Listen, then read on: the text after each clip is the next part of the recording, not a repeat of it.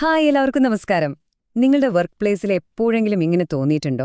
ഒരു പ്രശ്നം നമ്മൾ സോൾവ് ചെയ്തു എന്ന് വിചാരിക്കുമ്പോഴേക്കും ദാ വരണോ അത് വേറൊരു രൂപത്തില്. ഒരേ തലവേദന തന്നെ വീണ്ടും വീണ്ടും അല്ലേ? അപ്പോ ഇന്ന് നമ്മൾ ചെയ്യാൻ പോകുന്നത് എന്താന്ന് വെച്ചാൽ, ഈ പ്രശ്നങ്ങളുടെ വെറും പുറംതോട് മാന്തുന്നതിന് പകരം അതിന്റെ അങ്ങേയറ്റം വരെ, അതിന്റെ വേര് വരെ ചെന്ന് നോക്കാൻ പോവാണ്. ഇതിനെയാണ് നമ്മൾ റൂട്ട് കോസ് അനാലിസിസ് അല്ലെങ്കിൽ മൂലകാരണ വിശകലനം എന്ന് പറയുന്നത്. ഒന്നാലോചിച്ചു നോക്കൂ, എന്തുകൊണ്ടാണ് ഒരേ തെറ്റുകൾ തന്നെ വീണ്ടും വീണ്ടും നമ്മുടെ കമ്പനികളിൽ സംഭവിക്കുന്നത്? നമ്മളൊരു പരിഹാരം കണ്ടെത്തിയെന്ന് സമാധാനിച്ചിരിക്കും. പക്ഷെ കുറച്ചാഴ്ചകളോ മാസങ്ങളോ കഴിയുമ്പോഴേക്കും അതേ പ്രശ്നം തന്നെ പഴയപടി മുന്നിൽ വന്നു നിൽക്കും. ഇതിനെല്ലാം ഒരു പൊതുവായ കാരണമുണ്ട് കേട്ടോ, പലപ്പോഴും നമ്മൾ കാണാതെ പോകുന്ന ഒന്ന്.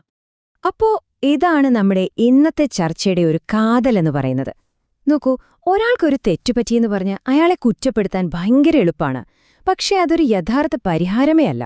ശരിക്കുള്ള ചോദ്യം ഇതാണ്: എന്തുകൊണ്ടാണ് അയാൾക്ക് ആ തെറ്റുപറ്റിയത്? ആ പിഴവിലേക്ക് നയിച്ച സിസ്റ്റത്തിലുള്ള പാളിച്ച എന്താണ്? ഇതാണ് നമ്മൾ കണ്ടെത്തേണ്ടത്. അപ്പോ നമുക്ക് ഈ വിഷയത്തിലേക്ക് കുറച്ചുകൂടി ആഴത്തിലൊന്നിറങ്ങി നോക്കാം. ഓക്കെ, അപ്പോൾ നമുക്ക് ആദ്യത്തെ സെക്ഷനിലേക്ക് കടക്കാം. ക്വാളിറ്റി മാനേജ്മെന്റില് നമ്മളെല്ലാവരും വീഴാൻ സാധ്യതയുള്ളൊരു കെണിയുണ്ട്. അതാണ് ഹ്യൂമൻ എറർ ട്രാപ്പ്. അതായത്, എന്തെങ്കിലും പ്രശ്നം വന്നാൽ അത് ആളെ തെറ്റാണ് എന്ന് പറഞ്ഞ് അന്വേഷണം അവിടെ നിർത്തുന്നൊരു പ്രവണത. ഒരു പ്രശ്നം എന്ന് പറയുന്നത് ഒരു മഞ്ഞുമല പോലെയാണ്. നമുക്ക് പുറമേ കാണാൻ പറ്റുന്നത് അതിന്റെ ഒരു ചെറിയ അറ്റം മാത്രം. അതായത്, ഒരു ഡീവിയേഷൻ അല്ലെങ്കിൽ ഒരു വ്യതിയാനം ഉണ്ടായി എന്ന് കണ്ടുപിടിക്കാൻ വലിയ ബുദ്ധിമുട്ടൊന്നുമില്ല. പക്ഷേ അത് അന്വേഷണത്തിന്റെ തുടക്കം മാത്രമേ ആവുന്നുള്ളൂ. എന്തുകൊണ്ടാണ് പ്രശ്നം യഥാർത്ഥത്തിൽ സംഭവിച്ചത് എന്ന് ആഴത്തിൽ കുഴിച്ചു കണ്ടുപിടിക്കുന്നതിലാണ് യഥാർത്ഥമിടുക്ക്. ഈ ഒരു പ്രോസസ്സിനെയാണ് നമ്മൾ റൂട്ട് കോസ് അനാലിസിസ് അല്ലെങ്കിൽ ചുരുക്കി RCA എന്ന് പറയുന്നത്. അപ്പോ ഇതിലെ ഏറ്റവും വലിയ അപകടം എന്താണെന്നറിയോ? നമ്മുടെ ഈ RCA, അതായത് മൂലകാരണ വിശകലനം, തെറ്റായി പോയാൽ നമ്മൾ എടുക്കുന്ന കറക്റ്റീവ് ആക്ഷൻസ്, ആ തിരുത്തൽ നടപടികളെല്ലാം വെറുതെയാവും. അത് തലവേദനയ്ക്ക് കാലിലും മരുന്ന് പുരട്ടുന്നതുപോലെയിരിക്കും. നമ്മൾ ചികിത്സിക്കുന്നത് രോഗലക്ഷണങ്ങളെ മാത്രമാണ്, യഥാർത്ഥ രോഗത്തെയല്ല. അതുകൊണ്ട് എന്ത് സംഭവിക്കും? അതേ പ്രശ്നം തന്നെ ചിലപ്പോൾ വേറൊരു രീതിയിലായിരിക്കും, ഉറപ്പായും തിരിച്ചുവരും. പ്രത്യേകിച്ച് ഫാർമ പോലുള്ള ഇൻഡസ്ട്രികളിൽ റെഗുലേറ്ററി അതോറിറ്റികളൊക്കെ വളരെ സീരിയസ് ആയിട്ട് കാണുന്ന ഒരു കാര്യമാണിത്.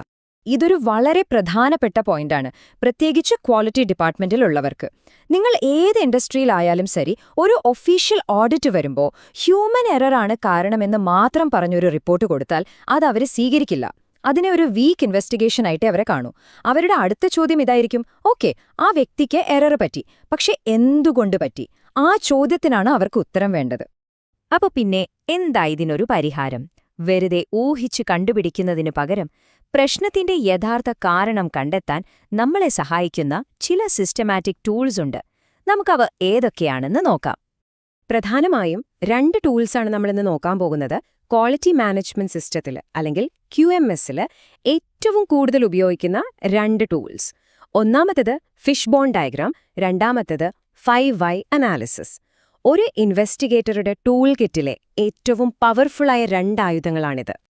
ഓക്കെ, അപ്പൊ നമുക്ക് ആദ്യത്തെ ടൂളിലേക്ക് കടക്കാം. Fishbone diagram. ഒരു ഇൻവെസ്റ്റിഗേഷനെ ചിട്ടപ്പെടുത്താൻ ഇത് നമ്മളെ എങ്ങനെയാണ് സഹായിക്കുന്നതെന്ന് നോക്കാം. ഫിഷ്ബോൺ ഡയഗ്രാം, അതിന്റെ പേര് പോലെ തന്നെ കാണാനൊരു മീനിന്റെ മുള്ളു പോലെ ഇരിക്കും. ഇതിന് പ്രധാന ഉപയോഗം എന്താണെന്ന് വെച്ചാൽ, ഒരു പ്രശ്നത്തിന്റെ എല്ലാ സാധ്യതകളെയും പറ്റി ചിന്തിക്കാൻ ഇത് നമ്മളെ സഹായിക്കും. ഒന്നിൽ മാത്രം ഫോക്കസ് ചെയ്യാതെ, ഒരു സാധ്യതയും വിട്ടുപോകാതെ എല്ലാ വശങ്ങളും പരിശോധിക്കാൻ ഇത് നമ്മളെ നിർബന്ധിക്കും. സാധാരണയായി ഈ ഡയഗ്രത്തിന്റെ ഓരോ മുള്ളുകളും ഓരോ വിഭാഗത്തെയാണ് കാണിക്കുന്നത്. ഇതിനെ 6M എന്ന് പറയും.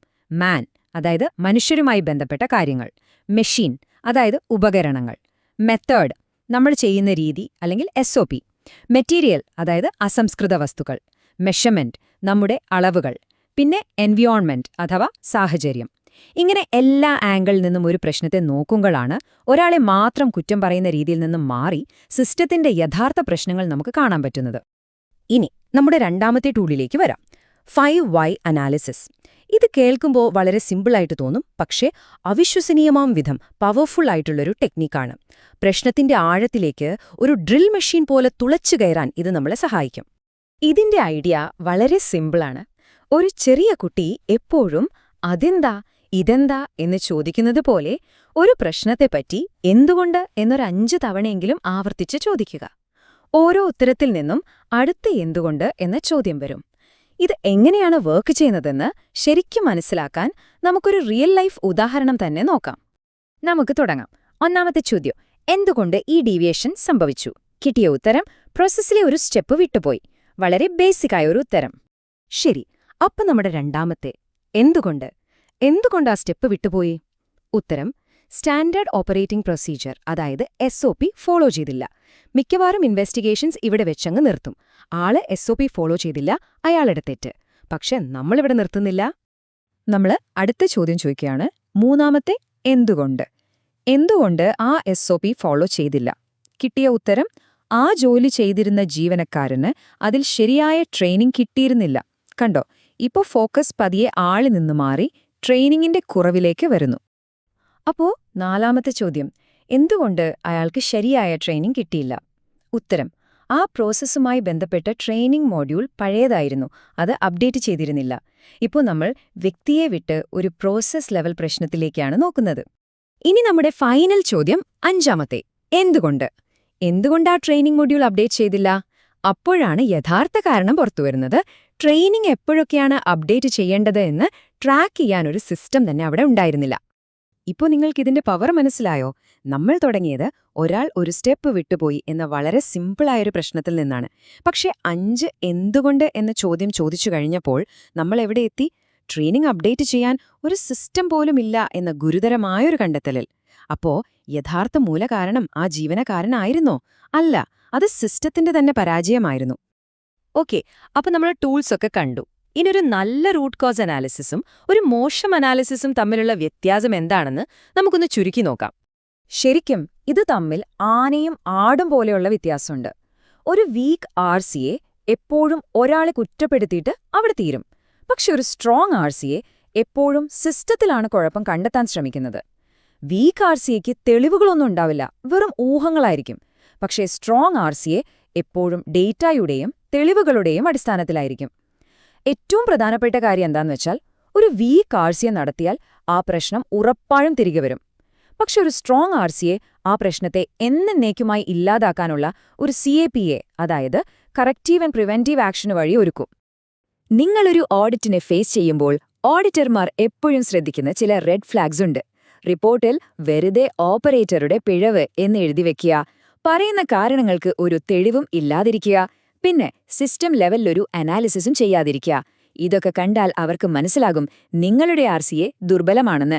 ഇതൊക്കെ നമ്മൾ തീർച്ചയായും ഒഴിവാക്കണം. ചുരുക്കി പറഞ്ഞാൽ ഇതാണ് കാര്യം. ഒരു വീക്ക് RCA നടത്തിയാൽ ആ പ്രശ്നം വീണ്ടും വരുമെന്ന് നിങ്ങൾക്ക് ഉറപ്പിക്കാം. എന്നാൽ ഒരു സ്ട്രോങ് RCA നടത്തിയാൽ ആ പ്രശ്നം പിന്നീട് ഉണ്ടാകില്ല എന്നും ഉറപ്പാക്കാം. ഇത് രണ്ടും 2 വഴികളാണ്. 1, വീണ്ടും വീണ്ടും ഒരേ കുഴിയിൽ വീഴുന്ന വഴി. 2, പ്രശ്നത്തെ എന്നേക്കുമായി പരിഹരിച്ച് മുന്നോട്ടു പോകുന്ന വഴി.